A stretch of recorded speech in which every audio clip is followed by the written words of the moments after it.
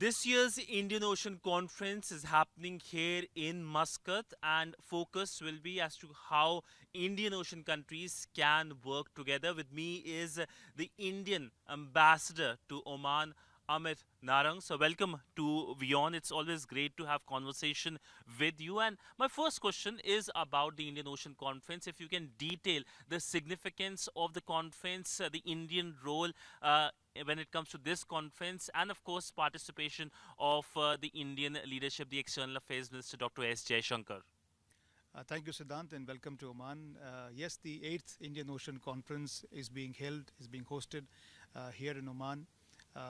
As you are aware, the Indian Ocean Conference is one of India's flagship maritime events hosted by the India Foundation in association with the Ministry of External Affairs. This year it is being hosted by the Foreign Ministry of the Sultanate of Oman, and Dr. S. Jaishankar, External Affairs Minister, will be here to participate in the conference and deliver a keynote address at the inaugural session. Um, Based on my understanding, there are ministers or senior officials from at least 30 countries who are participating. So it's a fairly large event, getting together all the countries who have a shared interest in the management of the Indian Ocean and the shared spaces. Now, as you are aware, the maritime cooperation or the cooperation pertaining to the oceanic spaces has been increasingly salient in international relations, discussions, and dialogues. Whether it is your national security or international trade and commerce or even global sustainability, the oceans play a central role. And given the fact that Indian Ocean, sits around, or rather has so many countries and continents around the Indian Ocean, it's a very important facet of international dialogue today. The trademark of this conference is to bring together all the relevant stakeholders, decision makers, and senior officials to foster dialogue and cooperation on the Indian Ocean and all the issues surrounding it. So now coming to the relationship, the India-Oman relationship, they are maritime neighbors and have history, almost like thousands of years of history. So if you can shed the light on the relationship, what is the update, the leaps the relationship has taken in last few years? Well, certainly, Oman is one of India's closest neighbors, in fact, a maritime neighbor. And the oceanic spaces on the map sometimes hide the fact how close they are to us. Just to give you a perspective, it takes less time to fly from Mumbai to Muscat than it takes to fly from Mumbai to Delhi. That's how close they are to us, and they have always been in the history a very close maritime partner. The history between the people of India and the people of Oman go back at least 5,000 years, and across this time we have been trading with each other. So it's a relationship which is based on trade, exchange of goods and ideas and cultures, and it's a remarkable history. And today, this old friendship stands transformed into a strategic partnership. And I must say, over the past few years, especially in the post-pandemic phase, the relationship has truly come of age. And today, Oman is playing a very important role for us in this region, a close friend, a close partner. Whether it comes to strategic cooperation, defense cooperation, international trade, or issues of people-to-people ties. Today, the relationship, India-Oman relationship, I can say, is truly firing on all cylinders. The last few years have been some notable achievements. Under our presidency of the G20, you are aware, the Sultanate of Oman was our special guest, a guest country, and the participation of the Omani side was very robust, very remarkable. More than 11 ministers participated, and the Omani delegations, they participated in more than 100 meetings all across India. That relationship, that event really brought the countries together.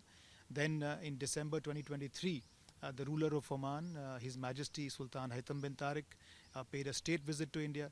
This was the first state visit from Oman in more than 26 years. And the discussions with Honorable Prime Minister Narendra Modi ji were very, very positive, very forward-looking, very comprehensive. And both the leaders adopted a India-Oman joint vision document, which is now going to be the roadmap for the future. Uh, so my final question, this is a relationship which has a strong base, that is the people to people relationship. Many Indians stay here, for them Oman is a home, and it is not just past few years, but for centuries Indians have been staying. So if you can shed a light on the people to people relationship, how the Indians have been the living bridge between the two countries. No, you are absolutely right. In fact, the Indian diaspora truly is the highlight of the India-Oman relationship. And like you said, people, Indians from different parts of India have been coming, visiting, and staying in Oman for at least a few thousand years. We have evidence of that. In the more recent times, there is a part of the Indian community. I mean, there are about 7 lakh Indians who are currently resident in Oman. But out of those 7 lakh, there is a small portion of Indians, merchant traders, predominantly from the state of Gujarat, who have been living in this country for between 200 to 300 years. This is recorded history. And today, these families are into their 6th, 7th, 8th, 9th, even 10th generations and living continuously in Oman. Some of them have become Omani citizens, but they maintain links with India, they maintain their culture, they maintain their traditions, and they're living harmoniously here and contributing to the Omani society. So to bring this history back has been an attempt. Government of India, as you are aware, under Prime Minister Modi, prioritizes its relationship with its diaspora, celebrates the diaspora for its achievements. In line with that, in Oman, we made an effort to bring back this history to the people. So we did a whole long lecture series running over 8 months, where we got academics and the people to talk about this history. And this remarkable history and the heritage is now being published as part of a book, which will be released very soon.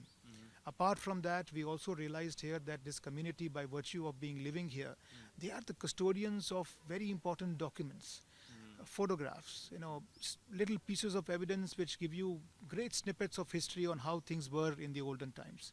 So an attempt has been made to preserve, and I'm very happy to report that for the first time, actually, the entire documentary heritage of the diaspora has now been digitized.